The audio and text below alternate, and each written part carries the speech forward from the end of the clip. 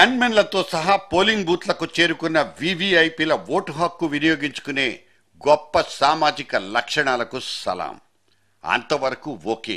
కానీ అప్పటికే అక్కడ క్యూల్లో నిల్చుని తమ వంతు కోసం చెమటలు కక్కుతున్న అలగా జనాన్ని కాదని ఈ వీవీఐపీలు సెలబ్రిటీలు లోపలికి జొరబడిపోవడాన్ని ఏమని సమర్థించుకుందాం?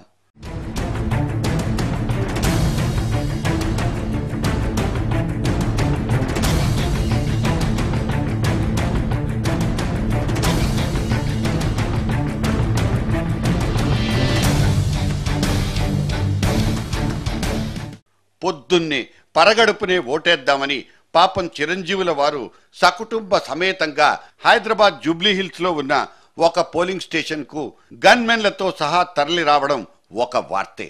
కానీ పాపం ఓటేసి వెళ్లిపోవాలనే తొందరలో క్యూ ధర్మాన్ని మర్చిపోయిన మన కేంద్ర మంత్రివర్యుల్ని చూసి అక్కడున్న ఓ ఓటరుకు కింద కాలిపోయింది. ఆ మాటే చిరును పిలిచి కక్కేశాడు కూడా. We are in the queue for 1.5 hours. You need a special treatment? No, please. Your son is here. He should be in the queue, right? No, please be in the queue.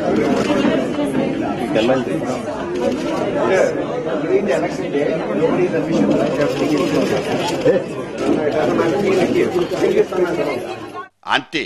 Sorry చెప్పేసిన megastar తిన్నగా వెనక్కి వెళ్లి ఒద్దిగ్గా బుద్ధిగా క్యూలో నిల్చుండిపోయారు. సరే, తానేమీ election commission నిబంధనలు ఉల్లంఘించలేదంటూ సమర్థించుకున్నారు Chiranjeevi. There is no question of violating. I am not such a person who can violate. And just to cross check whether my name is there or not, I went to the table, I asked the officers, they checked and they said yes, your name is there. Thank you very much. Because last time my station was Obul Reddy School, and here they changed, so I couldn't find my name there. Because to check in advance, I was just campaigning for Andhra Pradesh. That's the reason I came and went. Meanwhile, press is so enthusiastic and they said challenge is violating. No, I'm not such a person. ఇంకా నేను line లో ఉండి voting వేయకుండానే అప్పుడే నాకు ఫోన్లు వస్తున్నాయి and ఇదేదో violate చేస్తారని. నేను అలాంటి మనిషిని కాను. అలాగా నా మీద ఆ విధంగా రావడం అనేది చాలా బాధగా అనిపిస్తుంది. లిస్టులో తన పేరుందో లేదో కనుక్కోవడానికి మాత్రమే లోపలికి వెళ్లానంటూ సమర్థించుకోవడంలో ఔచిత్యాల్ని మనం ప్రశ్నించకూడదు. సరే, ఆయన్ని ప్రశ్నించిన ఆ ఓటరు మాత్రం తాను ఆ పని ఎందుకు చేశాడో మీరు ఈ పాటికి వినే ఉంటారు. నేను కూడా జూబ్లీహిల్స్ లో ఉంటున్నాను. So you should treat me as VIP as well. So media దృష్టిలో అంటే పీపుల్ లివింగ్ ఇన్ జూబ్లీహిల్స్ లో అంటే విఐపి పీపుల్ కదా. నేను ఇక్కడే ఉంటున్నాను కదా, ఐఎమ్ ఆల్సో విఐపి. సో మాకు కూడా స్పెషల్ ట్రీట్మెంట్ కావాలి. అబ్జెక్షన్ ఏం లేదండి, సింపుల్. అంటే నేను యాజ్ అ పొలిటీషియన్ గా ఐ రెస్పెక్ట్ హిమ్, బట్ నేను అనేది ఏంటంటే bringing his family members is not a good thing. అంతే. 3 నెలల కిందటి దాకా పోలీస్ బాస్ హోదాలో వెలిగిపోయిన ఐపీఎస్ దినేష్ రెడ్డి ఇవాళ ఒక జెండాకు ఇంకో కండువాకు దొరికిపోయి సగటు రాజకీయ నాయకుడిగానే ఒదిగిపోవడం ఒక వంతైతే, ఇవాళ పోలింగ్ టైమ్స్ లో కూడా తన ఖాకీతనాన్ని వదిలిపెట్టుకోలేకపోవడం ఇంకో వింత.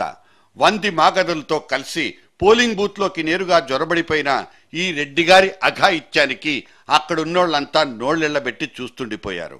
అక్కడ కనిపిస్తోంది పొలిటీషియన్ దినేష్ రెడ్డి అయినా తన దగ్గర నుంచి పొగలు కక్కేస్తున్న పోలీస్ వాసన వాళ్ళందరినీ మైకంలో పడేసిందా?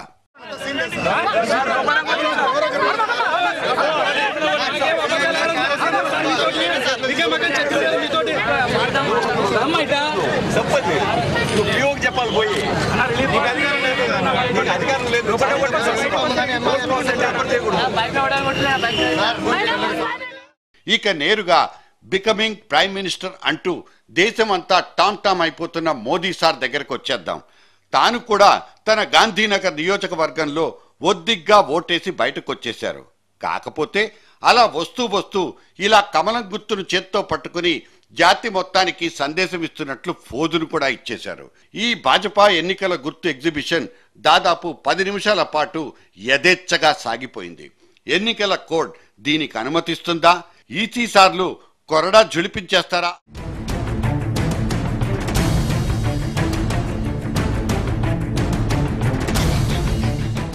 కనీస ఇంగితాలు లేకుండా తమ సెలబ్రిటీ ధర్మాల్ని పాటించే వాళ్ళు రేపటి రోజున ఇంకేమేం చేయగలరో ఊహించుకోవడానికే భయం పుట్టేస్తుంది. ఈ మాటలంటే వాళ్ళ అభిమాన జనసందోహానికి ముక్కు పుటాలదిరేంత కోపాలు వస్తాయి గాని నిజం మాత్రం ఖచ్చితంగా ఇదే. మర్యాదస్తులు, చదువుకున్న వాళ్ళు, బాధ్యతలు ఉన్నవాళ్లుగా తమని తాము సమాజంలో నిరూపించుకోవలసిన వీళ్ళు ఇటువంటి అనాలోచితపు పనులకు పాల్పడ్డాన్ని ప్రశ్నించకుండా ఉండలేం. ఇంకో పక్క పేరున్న పెద్దవాళ్ళు, సెలబ్రిటీలు కూడా బుద్ధిగా క్యూలో నిలబడి ఓటేసి వచ్చిన దృశ్యాల్ని టీవీల్లో చూసిన తర్వాత కూడా తమ ప్రవర్తనని సరిదిద్దుకోలేకపోవడాన్ని ఇదే జనసామాన్యం హర్షించదు గాక హర్షించదు.